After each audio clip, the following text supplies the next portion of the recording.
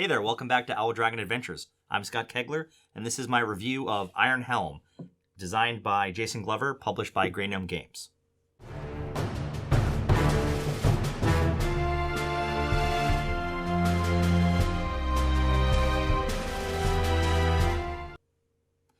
So this is a roguelike dungeon exploration game where you'll be playing a retired adventurer, a character, that has decided to go in for one more dungeon crawl.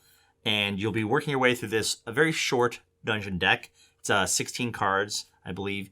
And basically you're going to be going through and taking 2 cards at a time and deciding which door you're going to open.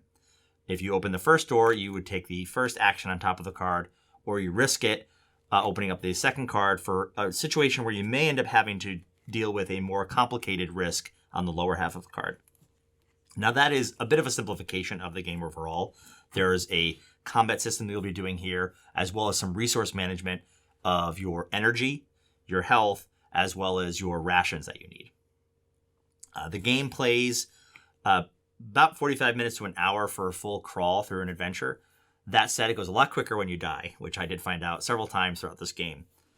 The expansions add a lot of fun to the game as well. Normally you can go through the one adventure set up in the game and fight one of 3 bosses at the end of the dungeon.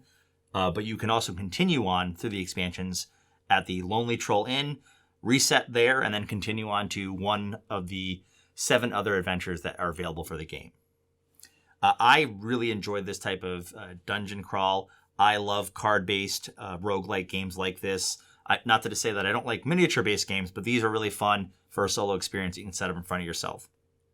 I also got the neoprene mats for the game, which I really help with organizing the space.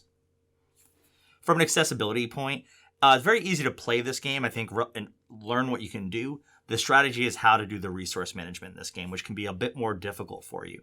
So from a gameplay and accessibility, I rate them both high, but that strategy piece may be difficult for some new players. From a design standpoint, I love how the dungeon is laid out on one side of the board and you have your character built out the other way. It's very intuitive. It feels like an old school video game where you have slots for certain items and you have to manage the weight of your items as well in addition to your other resources. From a quality standpoint, from the Game Crafter, this is one of the best boxes I've received from their games, as well as a really strong rule book. I think that Jason did an excellent job with all of that. Finally, value. I've played this game about 30 times so far that I've gotten it this year. I think with everything all in, it's going to get its value if you enjoy this type of game.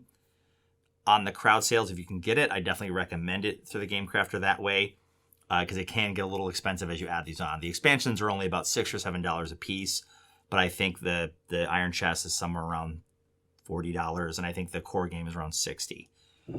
So you could just play this, and I think you'd be fine with that for value, and you're going to get that time out of it if you enjoy sitting down and at the end of the night or on a weekend going through 1 or 2 levels through the game.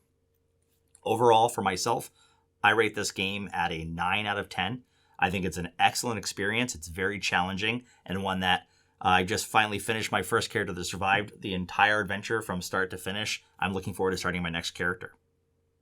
If you have any questions, go ahead and leave them below. If you like this video and like to see more solo content, make sure to like and subscribe. With that, I wish you good luck with all of your board game adventures.